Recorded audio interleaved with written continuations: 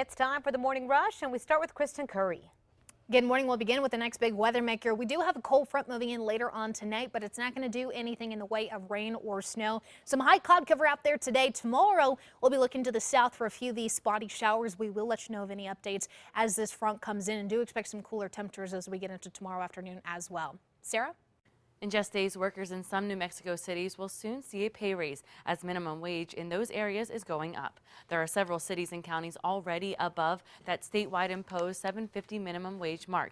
In Albuquerque, the hourly minimum wage is increasing 5 cents from $8.75 to $8.80. In Las Cruces, it's going up from $9 to $9.20 from $8.40. And in Santa Fe, it's $10.91 and it could go up to $11.10 in March. The bill one local lawmaker hopes will double that coming up in the 5 facts. Crystal? This morning, we now know a jury will get the chance to hear incriminating evidence against a man facing murder charges after a deadly game of beer pong. His trial now set for February. 22-year-old Jack Trujillo is facing the murder charge for a double shooting that left one man dead. Yesterday, his attorney asked to suppress the incriminating evidence and statements Trujillo made to police admitting to the crime. The judge said no and said Trujillo knew he was waiving his rights.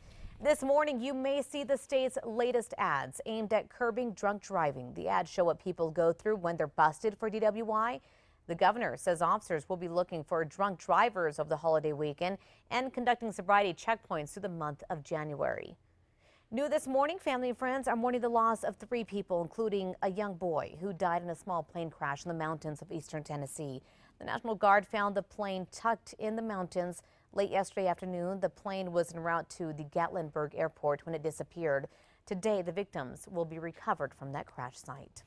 On to news happening today as Secretary of State John Kerry will deliver his vision of how to bring an end to violence between Israel and the Palestinians. The speech comes as relations between the U.S. and Israel sour.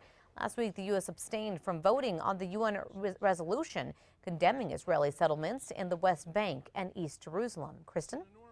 More winter weather will hit much of the Northwest and Northern Rockies today and tomorrow. Strong winds will cause blowing snow and dangerous travel conditions too, so heads up there. The Pacific Northwest, higher terrain could see 2 feet of snow or more.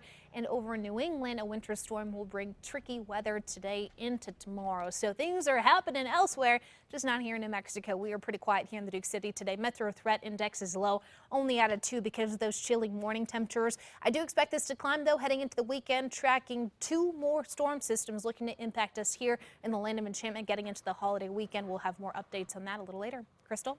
This morning, a suspected would-be robber is on the run empty-handed after his plans to rob this convenience store were foiled by a teen.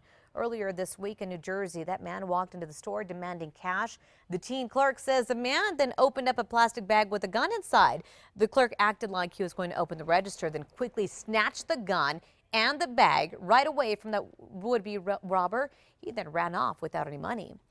Get this, it still costs more to make a penny than it's actually worth. The spokesman for the U.S. Mint says it cost 1.5 cents to make a penny in 2016. That's the first time costs have been up since 2011. The Mint says there's no metal alternative to cut the cost below face value.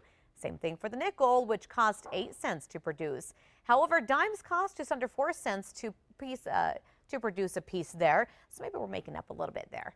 New Mexico is one of the top states for breweries. The Department of Workforce Solutions released a report using data from 2013.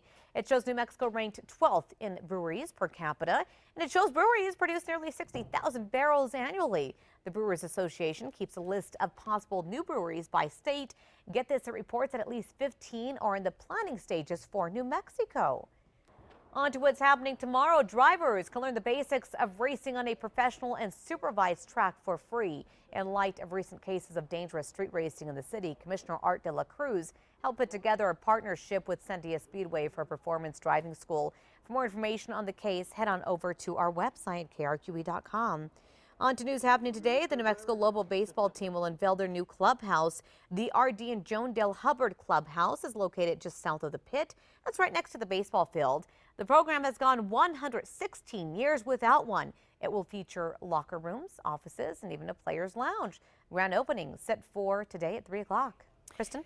Time now for a check on that morning drive. Now, this just in, APD has Edith shut down between Roma and Fruit Avenue due to police activity. That's all we know so far. We will bring you the latest once we do find out what that closure is for. Everything else, though, looks good, clean and green across the Big I. We'll keep you updated on the traffic situation. Crystal? This morning, one metro area woman is looking for a lost ring. She needs your help. Jeannie says it was her grandfather's wedding ring, and it was given to her when he passed away. She says she may have lost it while Christmas shopping. She says the ring is worth probably around $300 to $500, but she's offering $1,000 cash as a reward. There may have been a few pieces of chocolate candy tucked into your stocking, or perhaps you received a box of your favorite chocolates as a gift. Well, today, it's National Chocolate Candy Day. Just a pretty good excuse to indulge for one more day before making a New Year's fitness resolution. I mean, if I have to, right? You're going to twist my arm. Of course, I've been celebrating for weeks.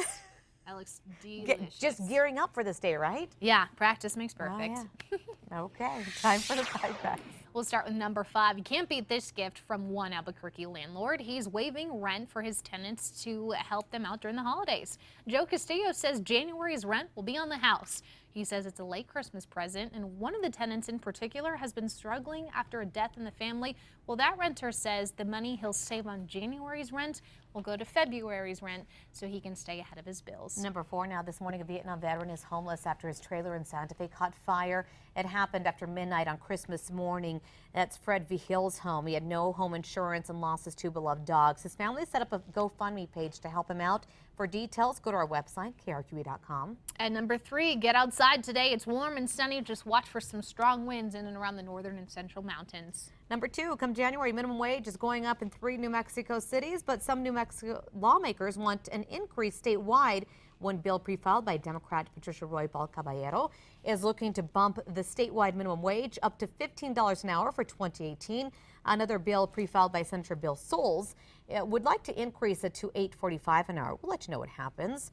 On to number 1 now. Another metro area city will be turning off its red light cameras soon. Rio Rancho says its contract with Redflix comes to an end on Saturday. City Council voted not to renew the contract, saying the program just isn't working.